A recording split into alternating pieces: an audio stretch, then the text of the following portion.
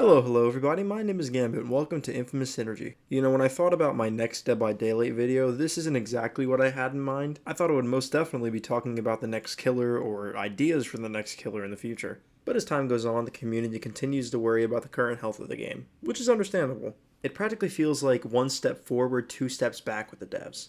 Which I'm sure a lot of you feel similarly to me, and that's just really sad to see. From creators like Spook and Jukes, or Scott, or even Darva, it is clear to see that concern is at an all-time high. In all honesty, I'm not sure it's really going to get that better anytime soon. Dead by Daylight always has these rough patches, but why? Is it the hackers and the DDoSing? Is it the poor balancing decisions of the dev team? Or is it just overall the bad quality of chapters that have been coming out recently? To be honest, I think it's a mixture of all those things. But for a game to be at such a low, it had to have at one point been at such a high. What were some of those highs, though? Let's take a look.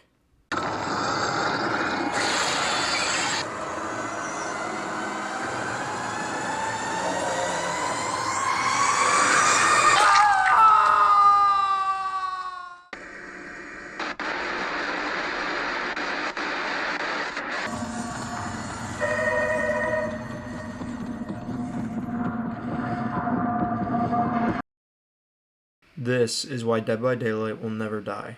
Every once in a while, a new game will pop up and people will say, this is going to be what kills DBD. But it just quite frankly never happens. And there's a reason for that. Look at a game like VHS for example. What is it missing?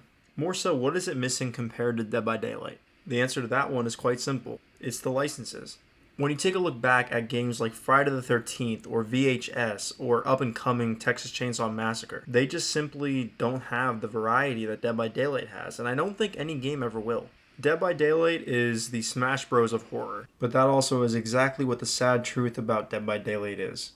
Not to completely discredit the devs' original concepts and hard work towards their own ideas, but if I were to sit down and ask you, what is the reason you started to play Dead by Daylight and stuck around? I can for sure tell you the reason I started to play in the first place was because of my friends.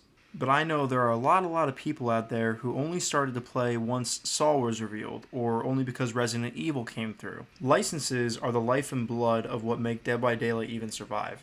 When Stranger Things was first revealed, that was one of the biggest booms Dead by Daylight has ever had in its history. For the 4th year anniversary, people wondered if Alien was coming or if Pennywise was a potential competitor. Even after the Resident Evil tease, people still couldn't help but wonder what killer and survivors are actually going to be brought into the game. And let's not forget the build up towards the Pinhead reveal. I'm not sure I've ever seen the community so active, wondering whether it's going to be Springtrap, Pinhead, Candyman, or anybody else who was considered around that time.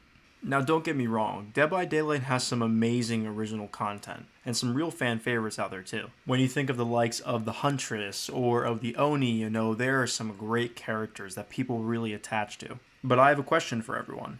If Matthew Cote came out and said, from here on out, we are no longer adding licenses to Dead by Daylight, would you still even continue to play? Would you still be holding on to your seat just waiting for the next reveal? For a lot of people, I'm sure the answer would be no. I keep up with whatever new content DBD brings its way, but if I knew for a fact we were never going to get Pennywise or Alien or any of those really big names or even niche licenses, I probably just wouldn't care as much anymore. A lot of the theory and speculation channels probably wouldn't have too much to cling on to anymore either. Do I actually think Dead by Daylight is impossible to kill? No.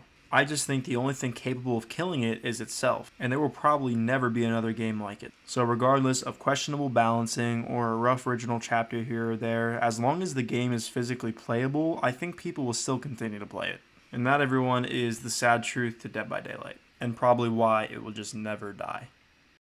I really hope everyone enjoyed, but that is it for me for this video. I will see you guys next time.